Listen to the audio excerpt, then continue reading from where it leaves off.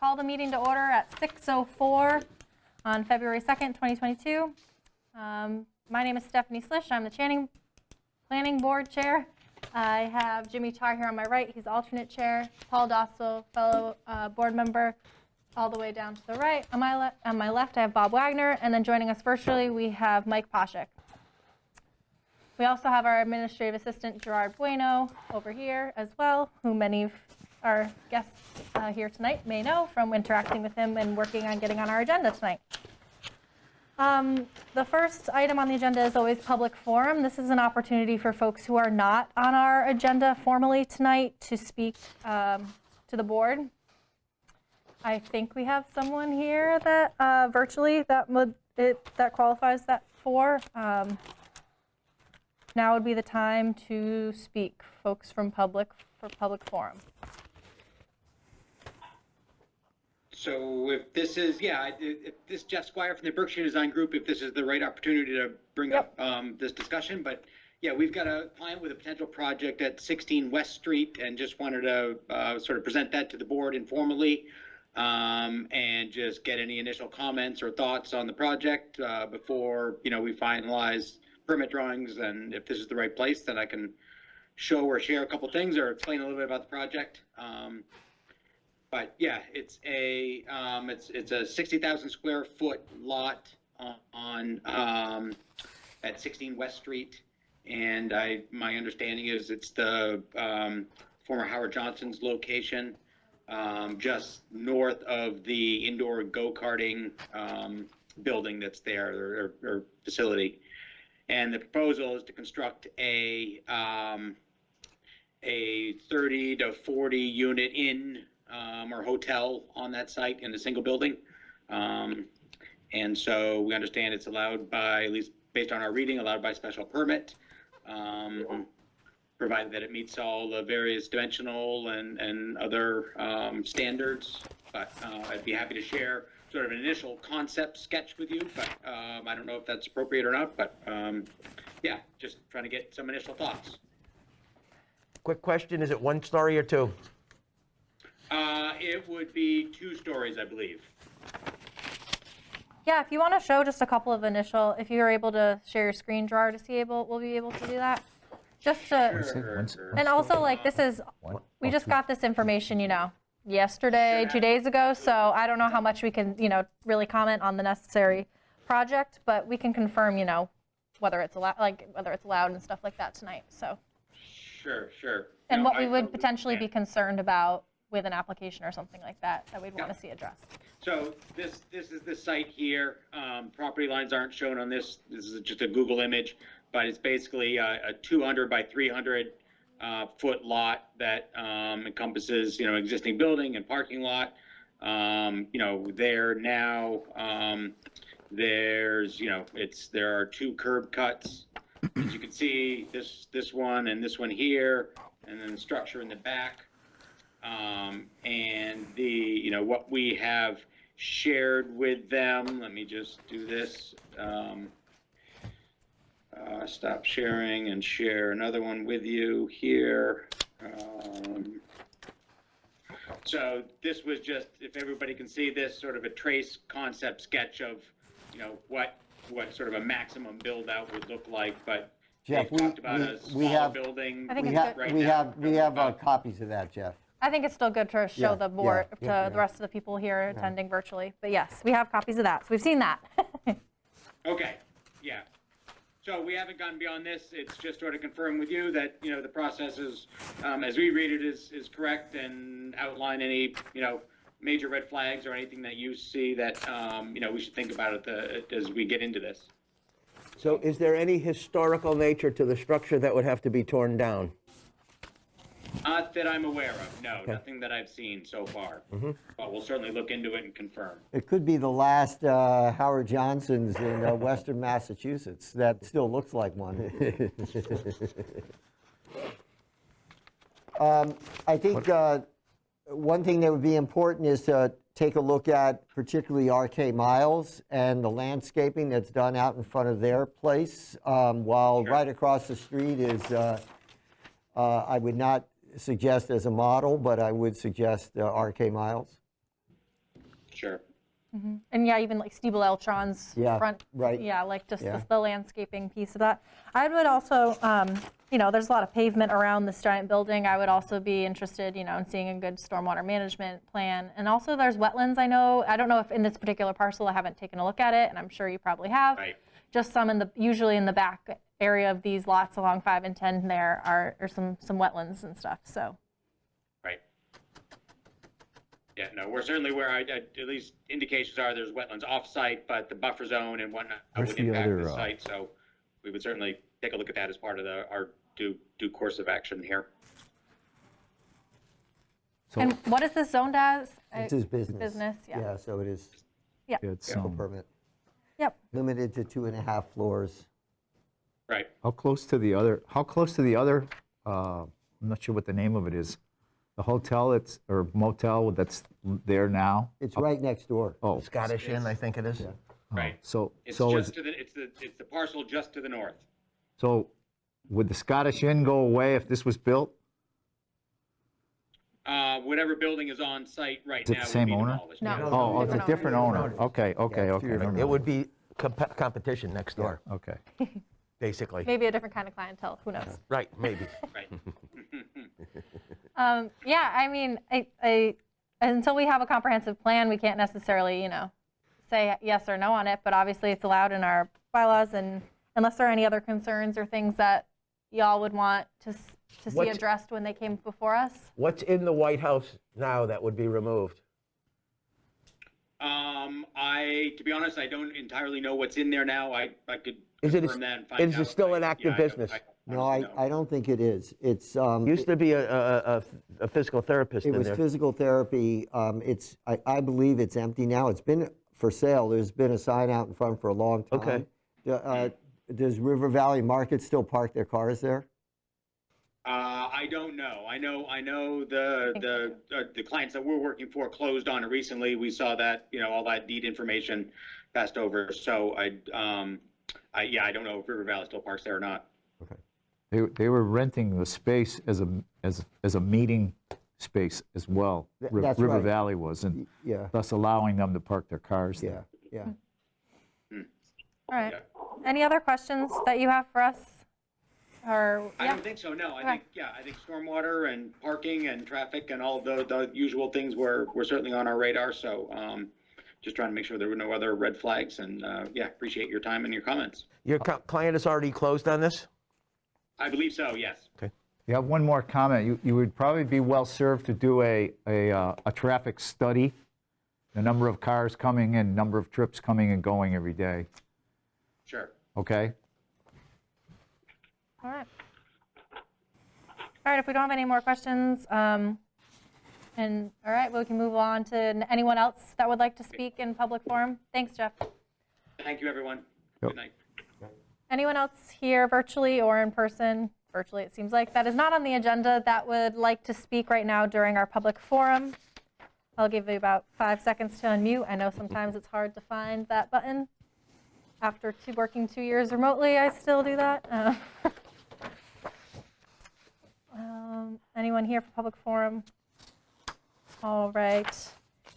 Make a motion to close public forum, or do we just close? No, you just close it. Okay, good. Public forum is now closed. Moving on to our site plan review tonight with Black Birch. I'd like to read the notice on the site plan review. The planning board will conduct a site plan review on February 2nd, 2022 at 6 p.m. at Town Hall. Applicant Black Birch Vineyard LLC is seeking to amend condition to their current site plan pursuant to section 5.56 of Hatfield zoning bylaw. Applicant would like to amend conditions to their farm, winery, and taproom site plan on Straits Road.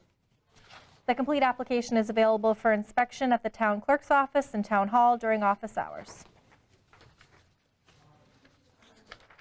All right, at this time, we'll have the applicant come to the front here and talk a little bit about the application and what they're seeking to amend on the conditions to the site plan.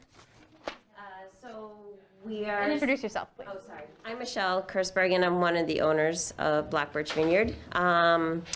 And we are looking to amend the hours of business, basically for our winery portion of our business. Currently, we are working out of a Monday through Sunday, 12 to 6. But we're looking to change that to Monday through Sunday, 10 a.m. to 10 p.m.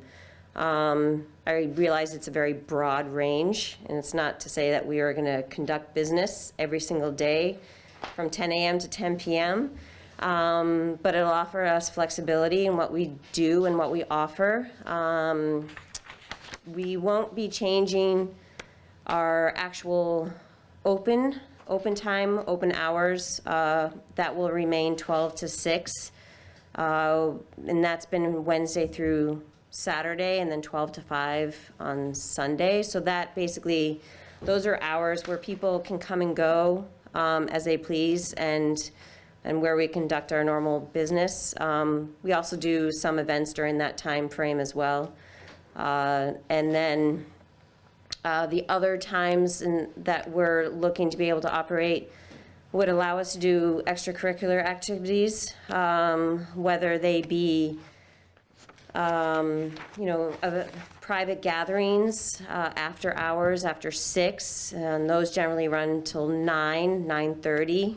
10 is our cutoff time, so most of our customers are gone at that point.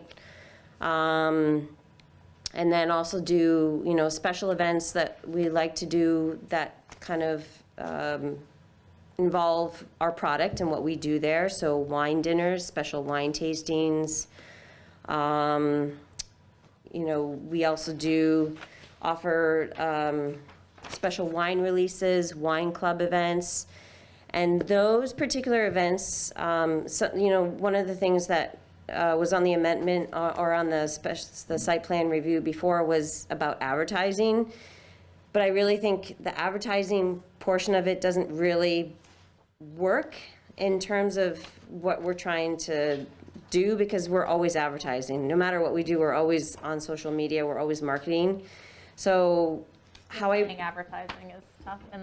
So how I broke it up is like how the impact of what we do with events that we do based on, we talked about doing 12 events per year that were advertised. So what I broke that up to was being 12 events that are going to be, between 150 and 300 people, because that's gonna be the impact on the neighborhood and the area there.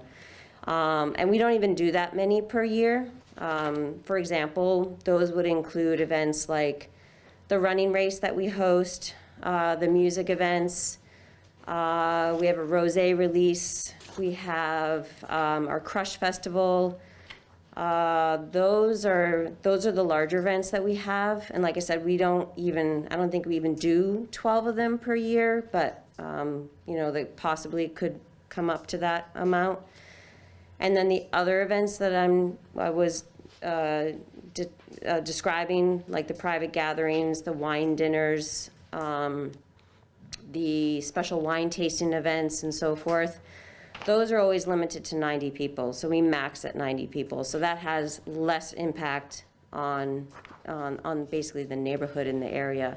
Whether we do that during the day, during our regular business hours, or if we do that after our regular business hours and that sort of thing. So that's how I'm encompassing that 10 to 10. And in our busiest months are generally the warmer months, winters from November through, I would say, end of February into March are the quieter months. So most of the activity that's happening is going to happen, and that's during those other months. But that's also happening primarily through, the days of Wednesday through Sunday. So Mondays and Tuesdays, we're not really conducting business at all at the winery. All right. I have a question. Yeah. Does your current licenses that you have for your pouring license and your entertainment license that you have with the town, do they comport to these or times, or will those have to be modified? They will have to be amended? modified. Yeah, after I get, if we get the okay on changing it, then I'll have to modify the entertainment and the pouring permit, just so that everything coincides with it. Yeah, because they weren't going to issue, we needed to pass this first Okay. before Yeah. they would modify Yes, that. that's They were what I going was off what told. was on the permit. Yeah. So then I have another question. So on the private parties, I would assume that, while it's not listed here, that might include weddings or, say, family reunion or a Yeah. 50th wedding anniversary. I kind of thing? describe those as private gatherings Uh-huh. because they're not, they could be anything. I mean, they could be, fundraisers, anything like that. But the private gatherings kind of, I mean, honestly, we don't focus on doing weddings because they're just not, we're not a wedding venue and we don't want to actually do that many. So, I mean, yeah, great, they're great money makers, but they're also very time consuming and there's a lot of work involved with them. So, Higher stakes than other events. yeah, and the liability and that sort, and the wear and tear that you get from weddings is not, I mean, we honestly have a cutoff of 6 per year, and we interview those people. We're very particular about who we actually have for events there, just because we're just, that's just us. Well, the reason I ask is because 90 seems like a small number for a wedding. Yes, and that's another reason why we don't, that kind of limits us. We say, oh, no, sorry, we don't do any more than 90 because, one, we would rather just, if the weather was inclement, we could actually have 90 people inside without any issue. So then we don't have to worry about tents and things like that unless they want to have a tent. But that gives them the availability just to do it inside without any issues. Okay, so that does provide a limiting, so you would limit those to 90 Yeah, regardless of. yes. And advertised events, I know I'm showing my age, but I know that probably more often than not, advertising occurs on social media, but I'm still thinking of things like that are advertised in the newspaper, or you get an email because you've already signed up for Signature Sounds or something Yeah. like that. Yeah. So the There's- marketing that we do is primarily email blast, Facebook, and Instagram. So if we partner with Signature Sounds per se, they might advertise on the radio, but that is as far as the extent of any type of broader advertising. We don't advertise at all in the newspapers or anything like that. But And Signature Sounds does. Yes, they Yeah, would, yeah. yes. And the proposal is not about advertising at that point. It's just about No, but the 12 events a year. the larger sized The events. larger Yeah. events, these are the ones that you're, basically, if someone wants to pay to go to this, they're going to go, whereas the other ones are a UMass alumni event or a historical society private gathering or something like that. Yeah, yeah. Pro special events that they Yeah. have like wine, things that they Yeah. would self-promote as opposed Yes. to teaming up and promoting. I mean, basically how I tried to break those up is the amount of people. So those bigger events that you could conceivably say those are the advertised events, those are like the 150 to 300. But we know our max, we know 300 is our max. So that would always be where, that would always be limited to the 12. And then the other ones that we have are generally the 90 or less, and those are the private gatherings. Those are, so that could be, and fundraisers, wine dinners, that sort of thing. I have a question. So since you've been open since you issued the permit in 24 years now, going on 5 years, have you had, what's the maximum capacity that you've had? We've had a few events of up to 300. Okay, when you have a large event, how about parking? Where does everybody park? You can't park in the vineyards. No, we have space behind our building. We've done some just leveling off of the grounds there, and put stone and things like that to keep it dry. And I mean, you're not getting 300 cars. You're generally getting at least half of that. Most people Yeah. are I wouldn't coming think you'd as, have 300, as yeah. couples. So it's, So you can accommodate the parking for Yeah. 300? yeah. Okay. Mike, do you have any comments? I just want to make, you're here virtually, and I want to make sure you have time to chime in if you want to. So the one thing that gives me a little bit of pause is the line where it says unlimited events throughout the year, which gives us basically a pretty open-ended, it gives you a pretty open-ended ability to do whatever you want with those events over the course of the year. That gives me a little bit of a pause. Theoretically, you could have an event there every day. Between 10 and 10. Between 10 and 10. Right. If we were to Theoretically, you could have an event there every single day. And I'm not sure that that's a great thing, but that's my opinion.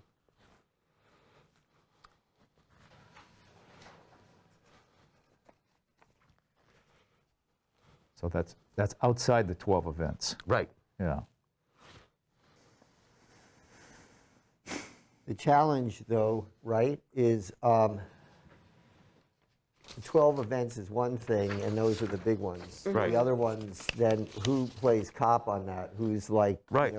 whereas if it's unlimited, but it's limited then by what works for you, you may not do it every day. In fact, you probably wouldn't.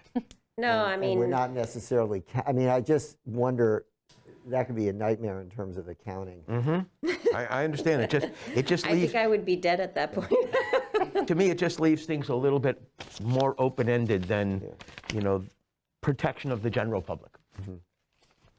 Or you'd have to have probably a multiple workforce. I mean, people couldn't work every day because they said, hey, I got to have a day off, or I Yeah. got to take vacation, or got to go to the doctor, and blah, blah, blah, all the things that we do in our I guess lives. it just, again, the 10 to 10 Monday through Sunday, it just leaves us the flexibility to be able to say, okay, someone wanted to do a business meeting on a Tuesday, we're not generally open, but, I would say over the course of a week, we might have one event, two at the most, that is outside the current parameters of the hours we have.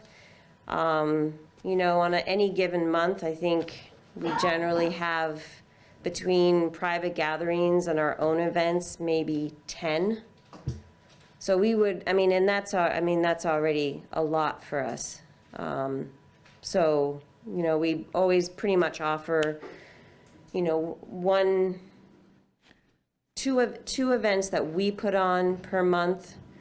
That might be a wine dinner, it might be a workshop, like a wine tasting workshop. And this is outside our regular, what we do as a tasting room Yeah. in terms of offering tastings and so forth. And then we might have 4 to 8 private gatherings per month. So we're looking at maybe 12 smaller events. I'm talking about, those are the unlimited events. But I say unlimited, but we could put a number on it and be like 20, which is still way more than we would ever do on any given month. I mean, we did ask you to come and ask us what you want and can grow into as well, because we're not in the situation that we're in right now, Right, and right. not knowing what you were asking Right. for Yeah. 5 years ago. Well, So, yeah. I think when I read this, and following up on Jimmy, I think it's the unlimited and the 90 people per event. Because if you had 90 people every day at an event, you're getting close to 1,000 people over the course of, a week. Not quite. But it's getting up there. Whereas for you anyway, if you're having yoga classes with 90 people, there probably a lot of them are not going to come back. And if you're having a wine tasting or a wine, special event, and there's 90 people there, someone probably is like, I'm not going back to that place. It was, it was a madhouse. We were crushed. So if you're talking about a business meeting, you want that there'll be no more than 90, but chances are there's 10 people. Right, exactly. Yeah. So it's sort of the unlimited is sort of funny because then it says, and you're going to limit those to 90, but it's not You're not an gonna- unlimited number of 90 people No, events. right. This is just so that it encompasses like anywhere between, I mean, we have a business meeting in the Barrel Room for 5 people. It could be 5 people, or we could have a private gathering for 90 people, one other night. But it's, the wine dinners are usually around 60 people. The wine tasting classes maybe 20, 25 people. So it's, there's no definitive, like, every single event is 90 people. It's just the broad range of it, but to know that we wouldn't, impact it by having more than 90 people. Have you had any requests in this 5 years time span to start at 10 a.m. in the morning? They want to start at 10 o'clock. Just say, for example, has anybody, No, not even though 10. that you weren't open until Yeah. 12, but say, okay, we want to have a meeting at 10 and we want to start drinking wine at 1 o'clock. No, that hasn't come up. So, Okay. So generally after, this 10 after 6 is usually the request. Like, oh, how come you're not open after 6 p.m.? And they're like, Yeah. well, I can see that. But- yeah. But generally before, the 10 a.m., you're probably not going to have people coming there at 10 a.m. to start. No, that's primarily to cover like the I mean, yoga your class. staff can be there working Right, and all that, yeah. but the public's probably not going to come there. No, at 10 I mean, 10 a.m. is really just so that if we had a yoga class, the yoga class might be Okay. at 10 or 11 a.m. Yeah. Finish up, 11:30, 12, and then they do, Your glass a of wine wine. tasting. Then you can have after. your glass of wine. Right. Yeah. And it's still only, the hours open to the public are still 12 to 6, Right, Wednesday right, to right. Sunday or whatever I they're see that. I asking just- for, but Yeah, I mean, and the reason, the premise for that is that people, are not coming and, we are a winery. We're there to provide an education about the wines that we produce and about Vineyard and giving tours and winery tours.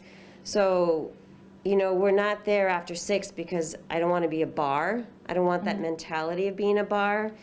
Plus, it allows us to offer those different, that our space basically where people can come and celebrate someone's, birthday or retirement or wedding rehearsal dinner, where people can gather and enjoy themselves. So, I would say one thing is because, Black Birch is down the road for me. I do notice too that sometimes you're like, I see you maybe limiting yourself, staying open to public tasting room hours from Wednesday to Sunday, because I feel like a holiday, right? Like it's President's Day or something, or like I'm trying to think of a 4th of July.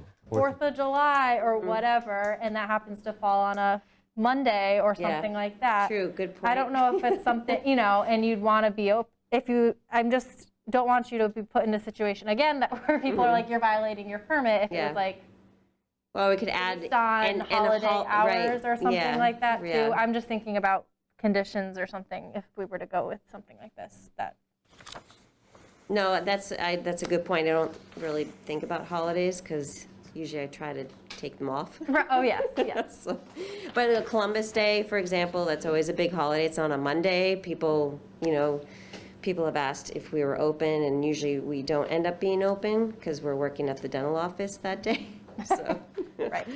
but not that we have to be But there. but I'm saying like I think I've noticed like it was like the day before Thanksgiving or something. The hours might have been earlier in the day. Something like there was one holiday that I saw where it was like a little bit Well, shifted because of holiday hours or something Yeah. like that, right? yeah.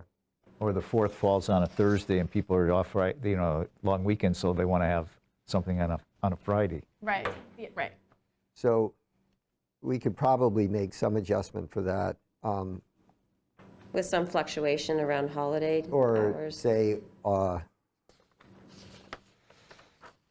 and holidays when appropriate, or when when fall outside Outside this, of those. fall outside this, Yeah, fall outside this period. Mm-hmm. Yeah, because that makes sense. I mean, there's a lot of Monday holidays. Mm-hmm. So, And not that you have to be, but just giving you the yeah, I mean, like Memorial Day, Right. we would never be open on Memorial Day. Yeah, things like, they're just, yeah, some holidays, we don't need to be open. so I have a question about the bigger events, particularly the music concerts. So do you,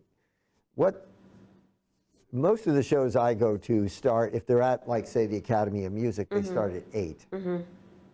Back in the day, if they were at the Iron Horse, they started at 7, because it was, eat and then the show. So when do these shows typically begin, and when do they end, in terms of not when people leave, but when the music gets turned off? Because that would be, particularly if they're outside. Yeah, so we have to work around daylight hours. And so in the past, last year, we actually shut the winery down a little early, like our regular tasting room hours. It was on Sunday, so we closed, I think we closed the winery at 4, and then opened the gates at 5 so that people could come in, and then I think the music started at 6, and then, or 6:30, and then it was about an hour and a half.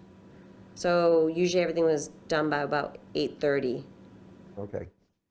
Because I think that that's probably when there'd be the most impact on the neighbors. Now, the neighbors I've spoken to have said they've enjoyed the free music, but if it gets, We have had one neighbor who yeah, if said it the gets, opposite. yeah, and then one that didn't like the fact that there was music at 8:30 or whatever. I mean, 8:30 to me seems totally appropriate. If it's at 10 o'clock, I mean, I know you're not going to have, No. Motley Crue Yeah, there, but I mean, right. but still, I mean, somebody at 10 o'clock might even be annoyed if James Taylor was out there strumming his guitar, so. Yeah. No, and then in planning these things, I'm conscientious of those things.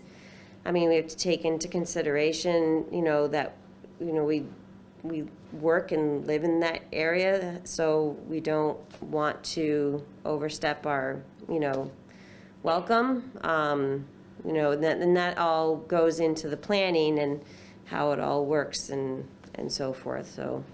And also, too, that makes me think, too, that abutters were notified that this was happening and that this hearing was happening as well, so.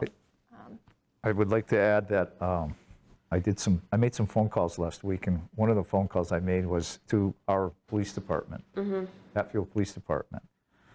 And I asked about if there were any complaints regarding the Black Birch Vineyard, everything from traffic to noise, and they said no.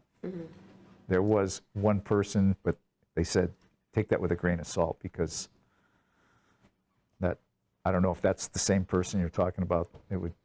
They said. Yeah, I think he might have shown up at the winery a couple of times. But as far as any complaints about traffic, noise, anything out of the ordinary, which other than traffic or whatever, they said there has been 0 complaints. So When you have a large event, do you have a cop on site? No, we did ask at one point, I think it was brought up with the music events, to have a traffic cop at the Straits and Depot intersection. But I guess it was determined that it wouldn't be necessary. So, we're open to it. I know with the running race that they do, because they're, for safety of the runners. But I'm open to it if it's ever warranted.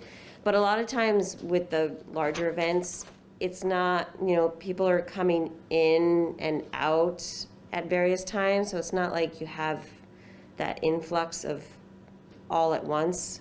So that there is some ebb and wave, whatever, that, you know what I'm talking about, that ebb and flow that kind of comes and goes constantly. The basis of my question is that when we were in East Hampton with our food truck at the abandoned building brewery, they had mandatory police I'm just wondering if size of event has anything to do with having a cop on site. And would that be that might be the police department's Right, right. Well, I'm just wondering, on you that know, too, right? 300 starts being a lot of people, that's all. Again, that's the top max.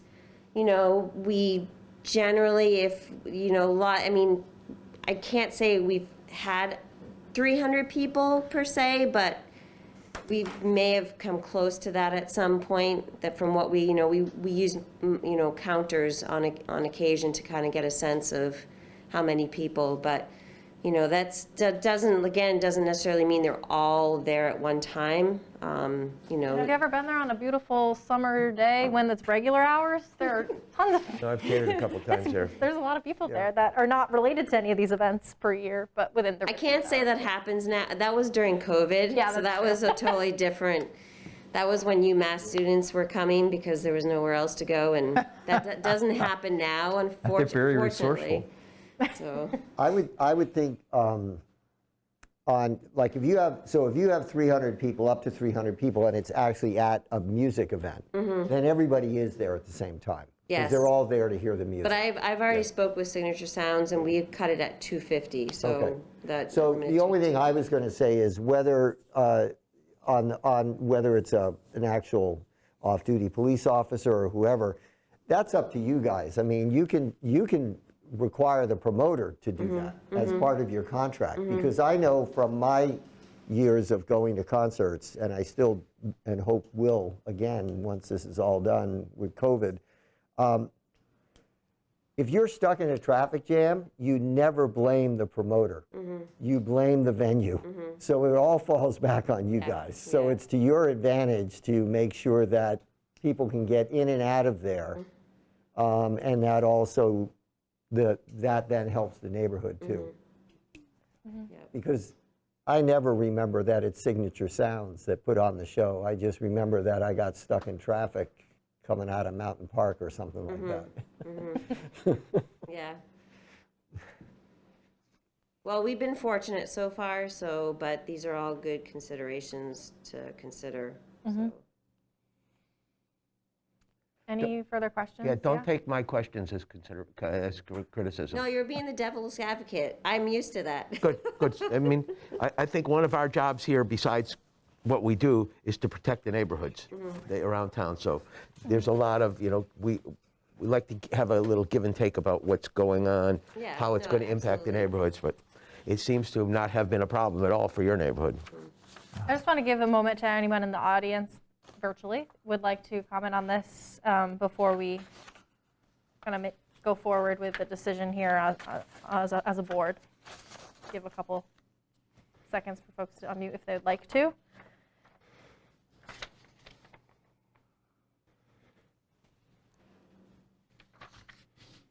All right. I think we're good.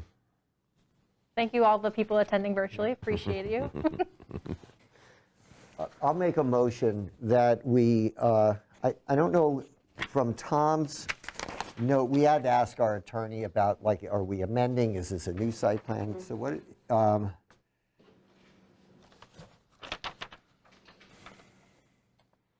It's a farm business. I forgot about that. so it's not necessarily saying that we are amending the existing site plan, that this is a new site plan. We are amending, I think. We are, you think so? That's- yeah. Where's the, the original would remain in effect, It's a- if the amendment were denied. Okay, so we are amending the existing site plan. So I would move to amend the existing site plan as outlined in the proposal, with the change that the open to public tasting room hours be Wednesday through Sunday, 12 to 6 p.m., and on and holidays when appropriate. Any discussion? I'll second that. Yep, Jimmy's got a second. All in favor? Aye. Aye. All right. How about Mike? Mike? Yeah, aye. Okay, cool. All right, amendment passes, motion passes, the amendment passes. So yeah, now you can go and amend the liquor license or entertainment license and stuff as well, right? We still need a draft, decision notice. which I'm not here tomorrow, but I can Okay. do on Friday, and it'll get filed with the clerk on Monday. Okay, Right? excellent. Yep. Thank you. Thanks for your Thanks, patience Michelle. with this, Thank you. Michelle, too. Thanks Yeah. for working with me on this. Yeah. Yeah, Best of luck. Yeah. It's great to have your business and you guys in town. Oh, good. Well, I'm glad. I mean, it's been nice. It's been nice being part of Hatfield, and it's been nice to be welcomed. And you know, I hopefully it's all been good. So So I'll tell you, that the town built trails out in West Hatfield. Yeah. One of them is to a place called White Rocks. yes, Have you been up there? yes, yeah. And you know that, amazingly so, from that view, you get this phenomenal view from the Holyoke Range all the way up to Sugarloaf of the Pioneer Valley. And the only open farmland, with all the farmland we have in the Pioneer Valley, the only open farmland you can see from that view is the Vineyard. And there are lots of blackbird trees growing along the trail there too. oh, that's awesome. Yeah, so it's pretty cool. Well, thank you, and have a good night, everyone. All right. You too. Yeah. Bye. Night. All right. Next item on our agenda is informal discussion with Russ Birch, who is here virtually, about a potential solar project at 121 West Street. Good to see you again. Nice to see you virtually. Yeah. It's been several months since I came before you to present the thoughts of developing the 121 West Street site for the solar energy facility. And at that time, we were looking at a bunch of different options. It's a 30-acre site that's split between two zoning districts. The easterly portion on West Street is zoned limited industrial. The westerly portion is zoned rural residential. And at that time, we met. There were a number of things we discussed, and I'll just kind of go through the greatest hits album for that meeting. The board expressed a preference that the panels not be mounted on concrete, but be pole mounted. They were concerned about the installation of panels in the rear portion due to the soil conditions, the topography, and concerns about erosion and drainage.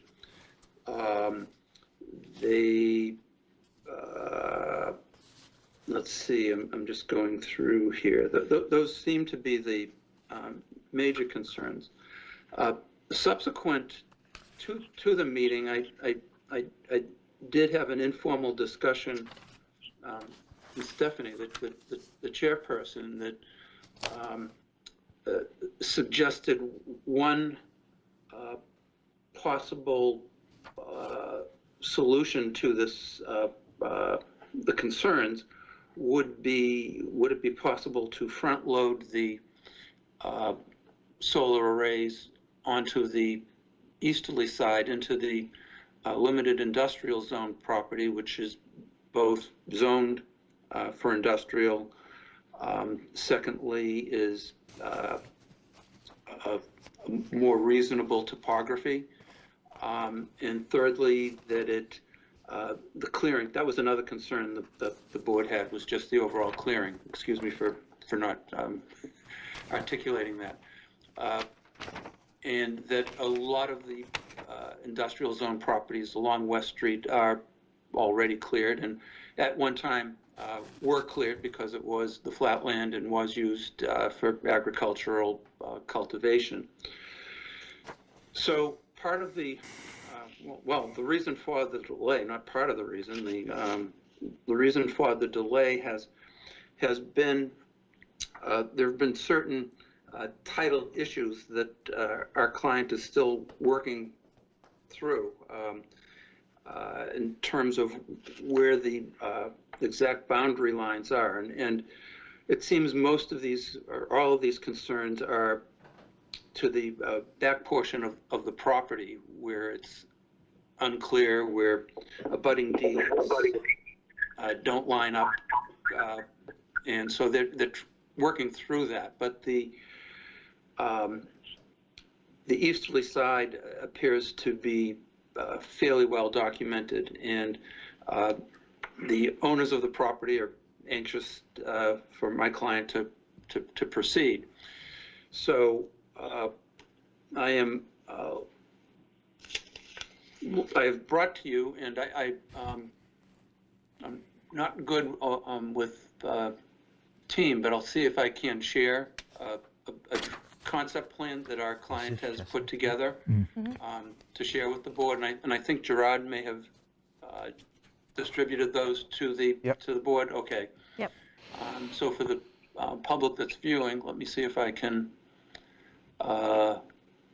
grab the correct. Let's see.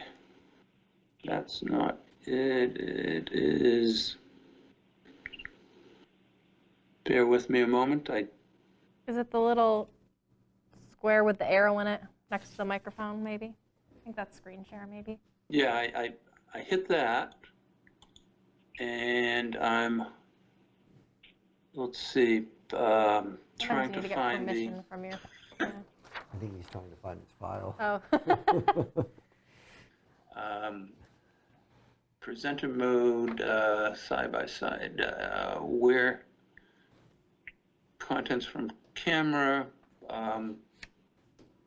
Gerard, browse can you throw it up? I'm on Maureen's laptop. Oh, okay. I'm not on my desktop. bear with me a moment. Let's see, let's see if I can, calendar, file explorer. Now, why don't I go to my file explorer, and that will probably bring me to the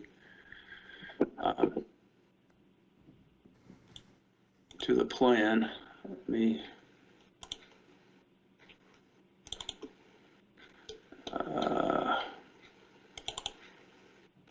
Hatfield, and there.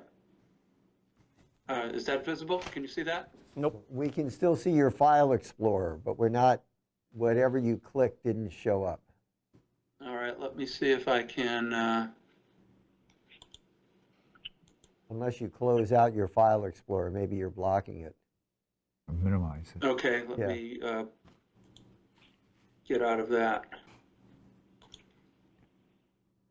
Oh. Nope, that didn't do it.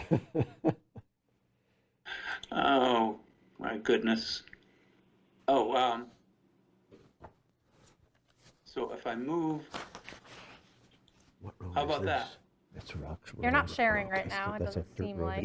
By Engelhertz. Yeah, Engelhertz. But yeah. Or in I this wonder if corner there's right any here. way, John, you can't show this. You look there, then it's Engelhertz. I can't remember. Okay. Just so we can give the Yeah, the public a field is sense of there. it Yeah, for a minute. I think that's, their swimming pool is Right, there. right, and right, the okay. barns and Okay. stuff There we in go. it. So that's right. Great, thank. There What's we his go. name is All across right, the Rod. street Thank there. My apologies for my He used to have that little ineptitude. garage over here. But what this plan shows My mind is sees what you're talking about. a configuration of the solar arrays where they're going to, what I call front-loaded onto the limited industrial zone district. They will be pole mounted. It will be on the, as I said, the limited industrial district. It will be on land that is fairly level without much in the way of topographic challenges. There will be obviously clearing that will have to occur.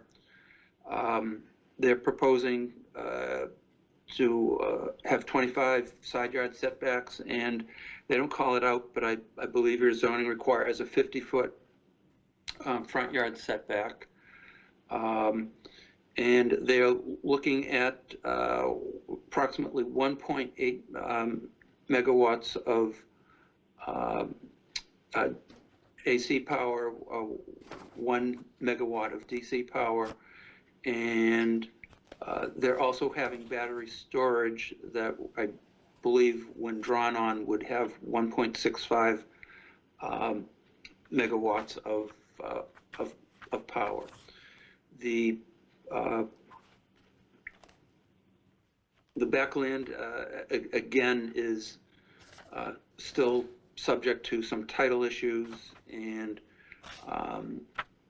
our client is very much contemplating whether or not there's a cost benefit given the severe topography in accessing that backland.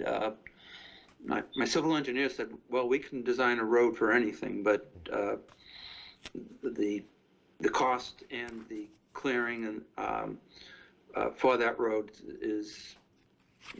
may turn out to be prohibitive. So I think my clients understand that this could be the extent of the development, but I'm not going to represent that they will not be looking at in the future the rear property. But right now, they have determined that if need be, they can get by with the front property as proposed. So have they purchased the front property already? No, they have not. It's all one. a single acquisition. So the whole thing is one, made. is the whole thing one parcel? Yeah, it's split into 2 zones. Okay. Yeah. Could you, it's split. how much is the front, like the industrial part, and like how many acres of solar? Right, I would guess that was my be? question. It's a 30-acre site, and I'm guesstimating that the front is probably 8-9 acres of Yeah. the 30-acre site. John, if you could just go back to the map, just for the sake of the public, I just want to show. So this is West Street, 5 and 10. Up Yes. here, I'm working backwards. Yeah, this is Chestnut Street. Yeah. Correct. And then over here, that's Rocks Road. Correct. To the north end there, just to orient people. Yes. And there would be a taking down of the small house that is currently on the property? That is correct. That is in the northeast corner of the property. Yep. What I would say about this, Russ, is that for me anyway, as a member of the board, you've already hit on a couple of these points, I think. The lower parcel, or the lower portion of the property that's in light industrial, is indeed very flat. The property immediately adjacent to it to the south has been clear cut here recently for the Skates construction site approval, or property project that we approved. Being on Route 5 and 10 with the sewer line now going awfully close to here and probably getting extended for the Scapes building,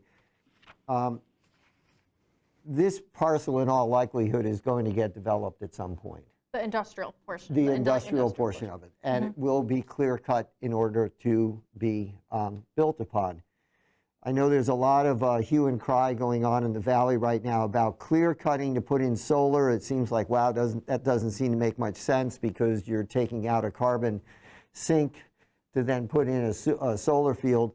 But in all likelihood, this carbon sink of trees is going to get taken out at some point in the light industrial zone. So I personally don't have an issue with solar on this field. It will, bring in tax money. It will be, there'll be little or no traffic on 5 and 10 generated by this, considering what the alternative might be. I have a real issue with it going up into the rural residential zone for all of the things that you just said. It's very rocky up there.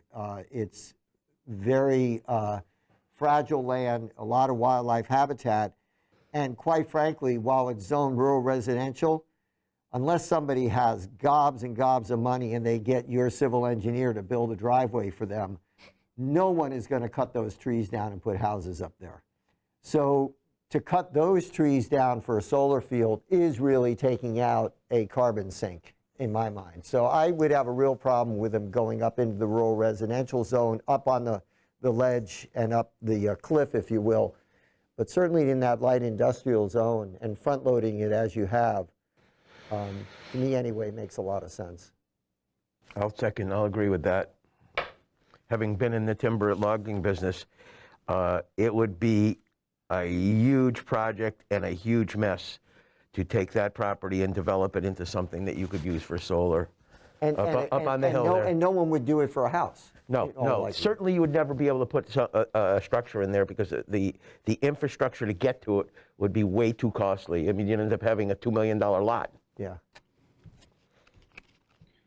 Well, I can't speak for my clients per se, but I personally, I've walked the site. I have climbed the mountain, so to speak, to get to the rear property. And I think all of those points raised are good points. And I can't speak for my clients, but I have advised them to take a good look at the cost benefit associated with the rear property. And at this point, they have charged us to move ahead with solely this project, being the zoning works, the physically it works, and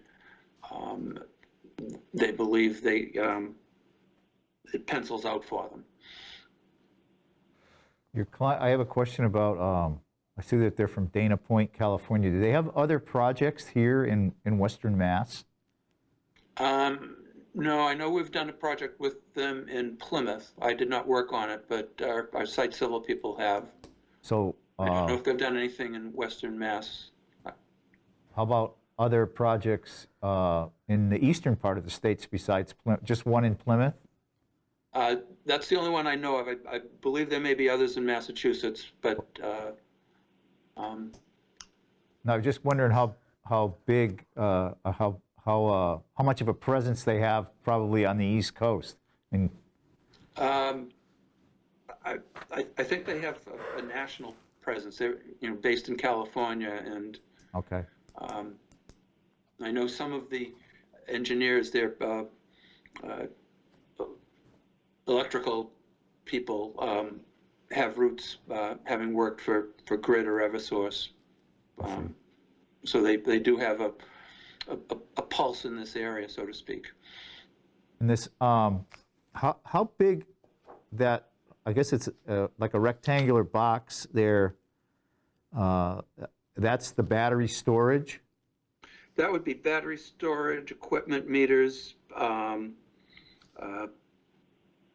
transformers, connect inverters, taking the DC to make it AC. So roughly how big of a building is that? We would provide you further details in terms of the size, Okay. both horizontally as well as vertically. I don't think it's going to be a tall structure. And I think they're placing it such that it's set back and but we would provide obviously details with that.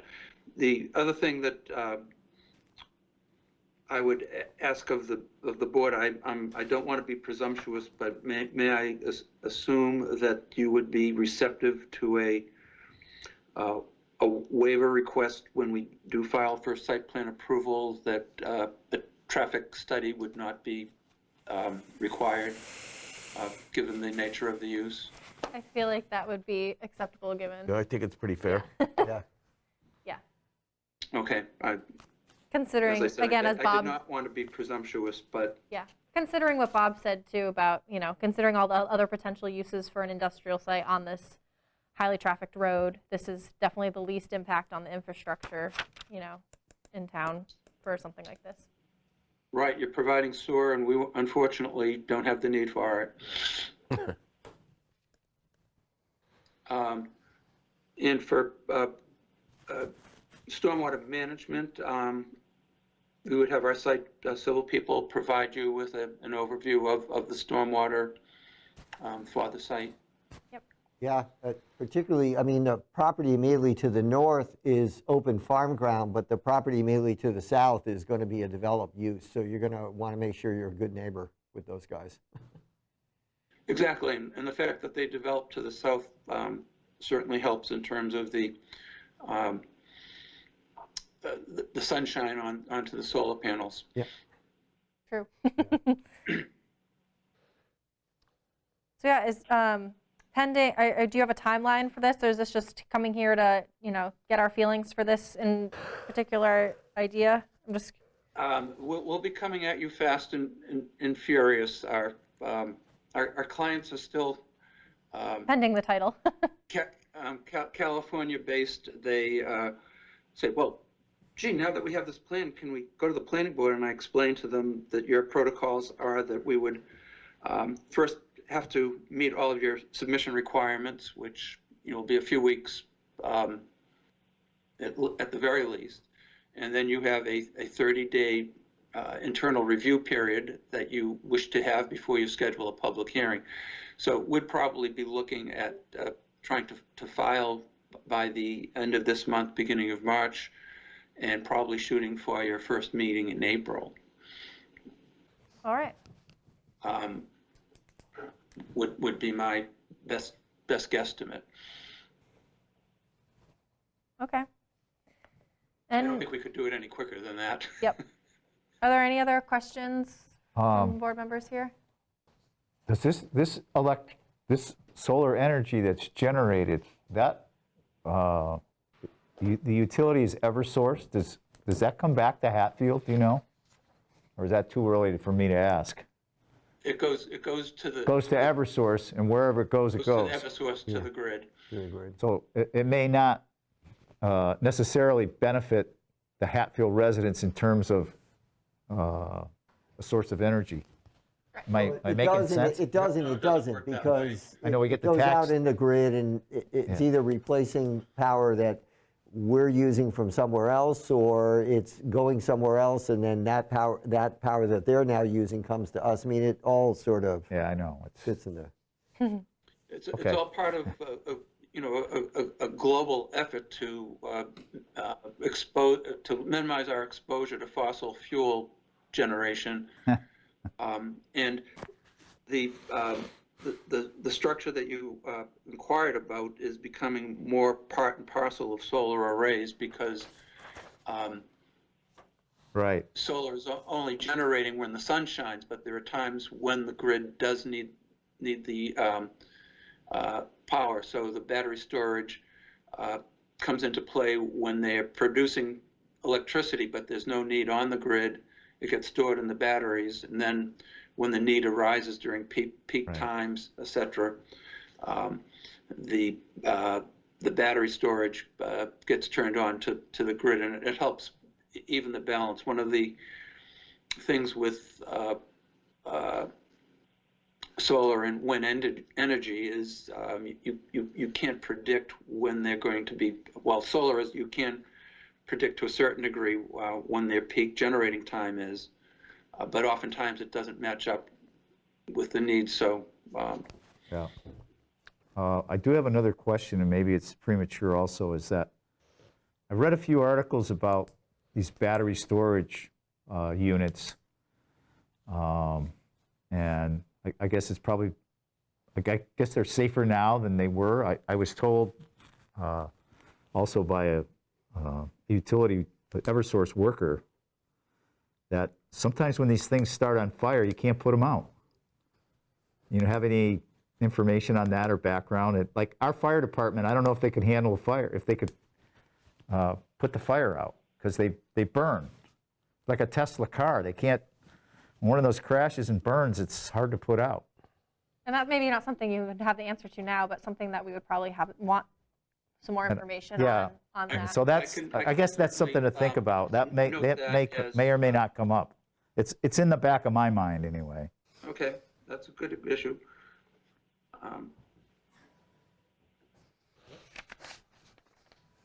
We will certainly address that with our submission. Yeah, and I would be concerned, well, not concerned, but wondering too about the life cycle of one of those storage things and, you know, thinking I about think you're finding contamination them, potentially. they're seem to be part and parcel now of most solar installations. Yep. Because Yeah, of more the and more balance, now. The power. I don't think the one on Plain Road or the one on Depot Road has a battery storage. I don't think any of our units in Hatfield, Do right now. I don't think they do, because I they're don't think older. any, there's a couple solar fields here, and I don't think any of them have a battery storage area. So yeah, that would be new for us, so putting a little information in there, in the application about that would be helpful, I think. I know we just, I'm on my town planning board in Groton, Massachusetts, and we recently approved an array that the Groton School proposed, and that has a battery storage component to it. And our fire department seemed to have No little concerns. issues with it.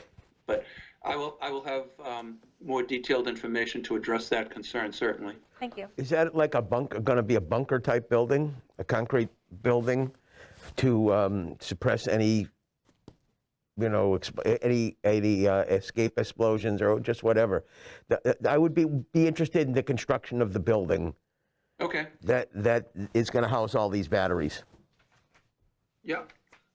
I also think along those lines would be, and I don't know if this is a factor or not, I'm just thinking of all the weird things that are happening in our society today. The vandalism, you know, maybe there's somebody here in the valley that doesn't want solar, Right. and they want to be able to Interrupt. somehow interrupt it or sabotage that building. I don't know if there's, I'm sure you probably have security cameras and things of that nature, but is it,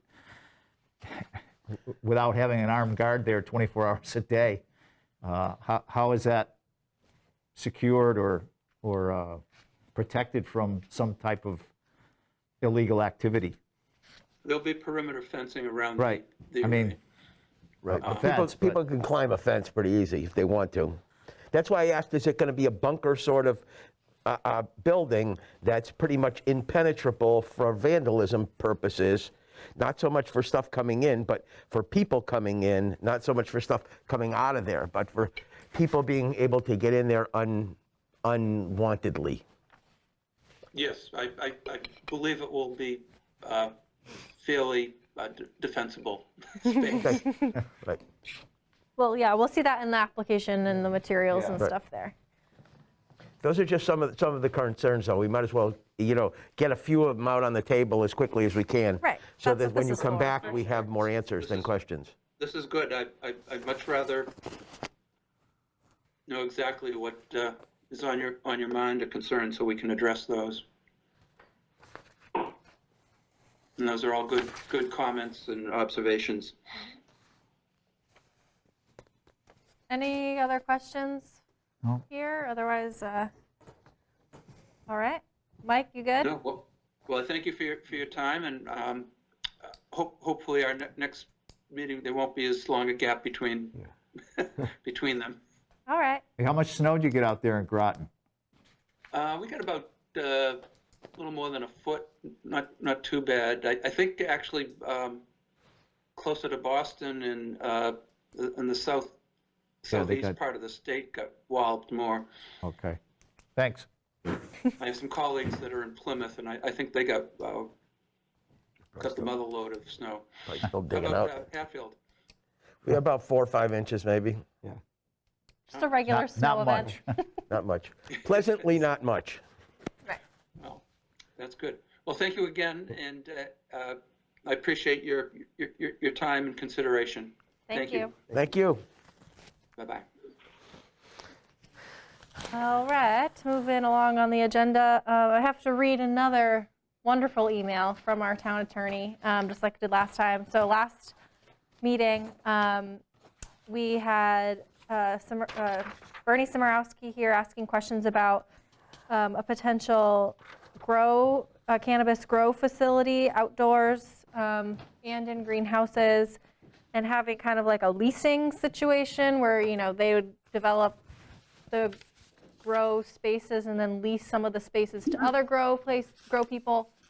And we had a question, they had actually had a question, Chris Chamberlain from Berkshire Design Group, who was working with him, about our bylaw and how it was phrased, and we said we would go to our town council, Attorney Mullen, to ask just for his legal opinion on that, to make sure we were all on the same page.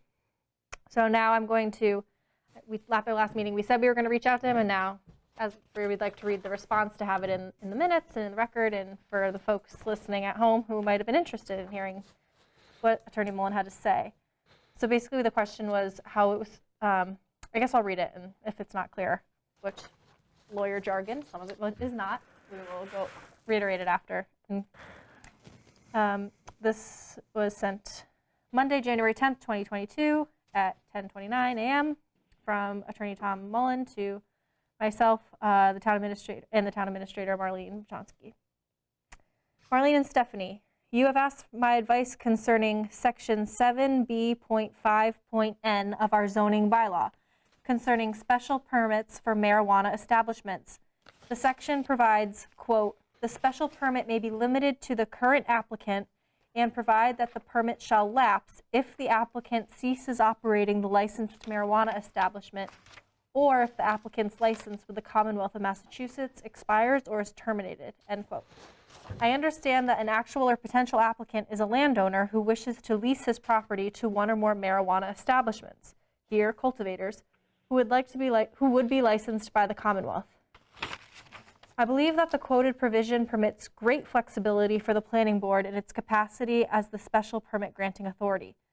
Since that provision is expressly not mandatory, because it says that the special permit, quote, may, unquote, be limited as aforesaid, the board could choose to grant a special permit to the owner that was not contingent on the owner's being a licensed operator.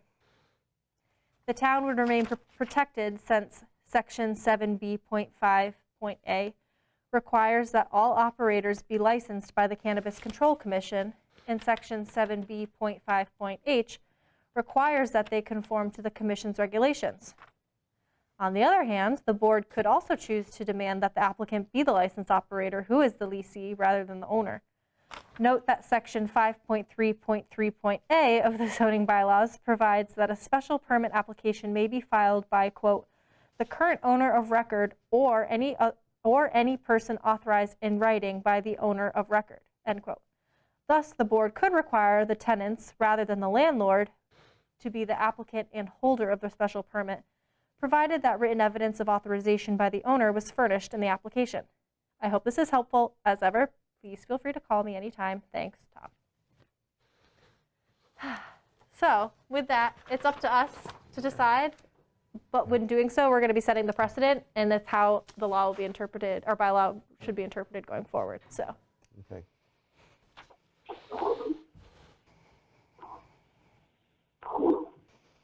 any comments or on that, or? So we can make Bernie say, no, you got to be the guy, or Bernie can, Or Delegate. we could say that you are the owner of the property and you choose to be the landlord, but the applicants have to file their own permits. File their own, or, well, I think the first one is that we can just go forward, and as long as the tenants have a CCC Right. license and are conforming to that, it doesn't matter. Or we could say, no, you need to, which is the second half of this, is that the Yeah. individuals have to come in and request. So we'll have to see what they come, because I don't know how many different tenants he's planning on having, so. Yeah, and I remember them saying, in other towns, it's the second portion, so it's like, and it makes it harder for them for someone to develop a property like this, because they need to have the leases like in line, ready to go. Right. So I guess it depends on what kind of, we want, thinking about the development of marijuana Yeah.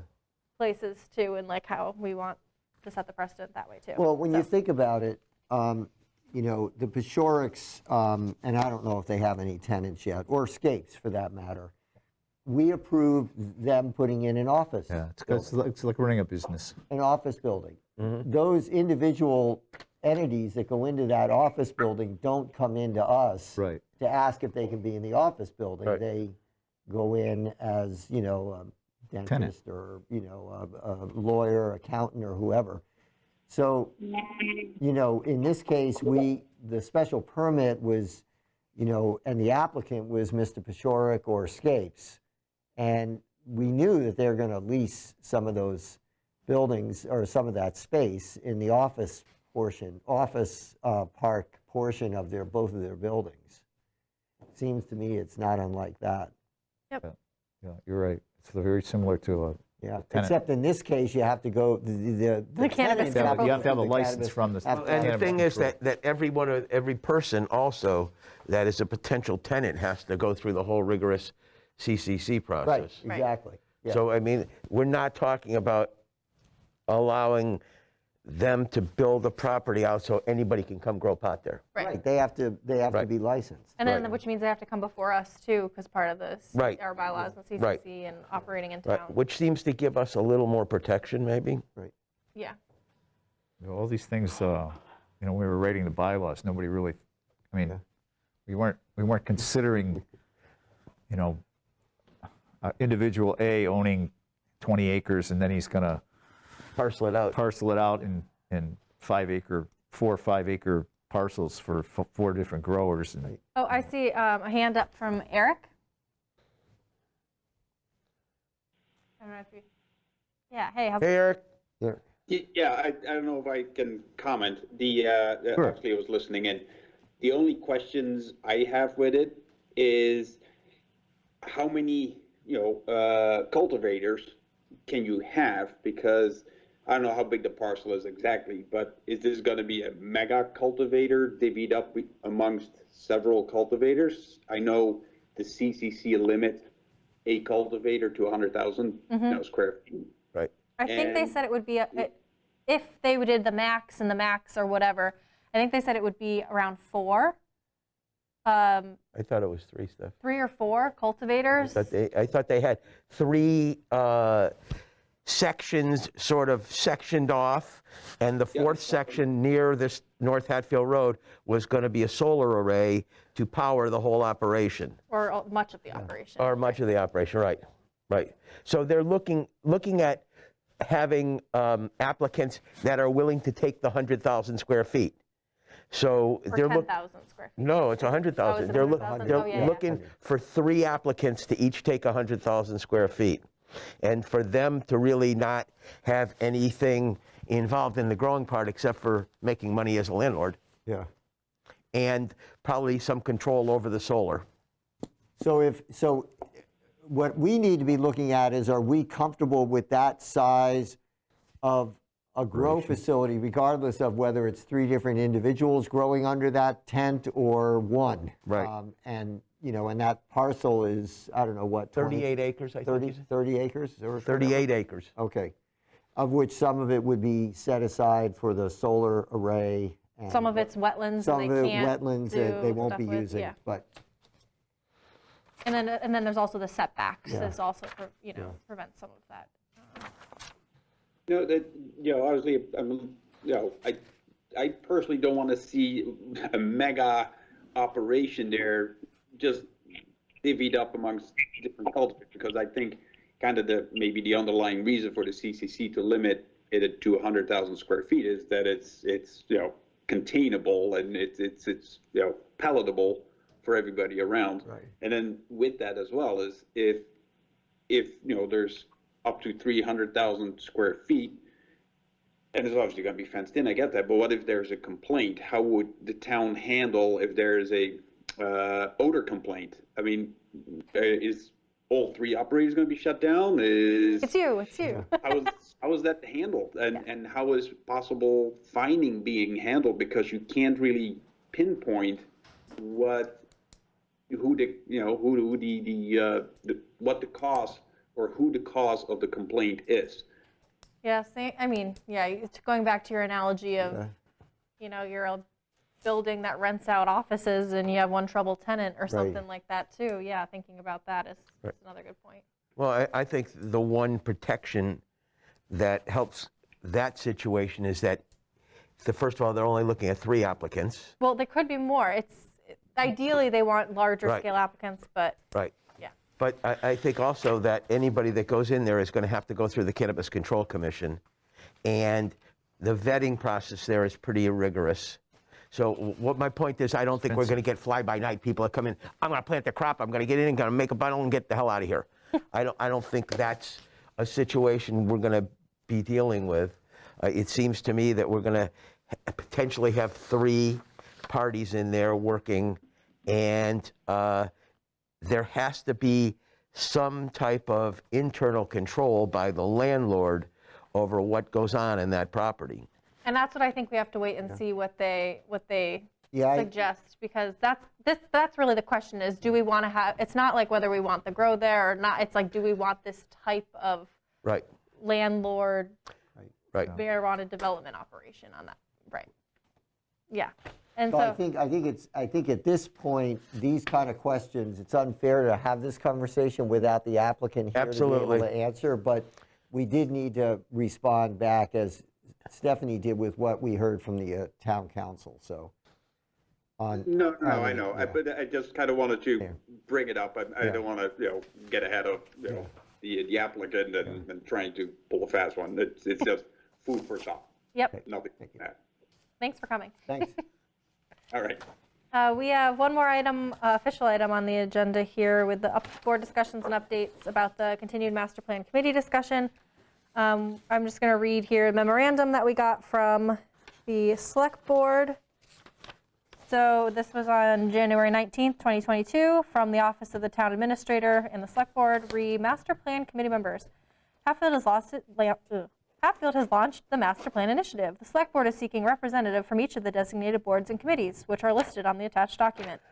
The representatives will make up 12 members of the Master Plan Committee. The Select Board is also asking 3 at-large community members from the public to bring the total Master Plan Committee members to 15. Please begin discussing nominating representative at your upcoming meetings. The Select Board would like a nominee from each board and committee no later than March 31st, 2022. If you have any questions, please reach out to Town Administrator Marlene Machonsky. So there's that. And we have one more meeting before March 31st as well. So no decision has to be necessarily made tonight. We can continue discussing if we want. Yeah. Any other board discussions or updates? And we don't have the minutes. You don't have any minutes, right? Just, that's fine, yeah, okay, yeah.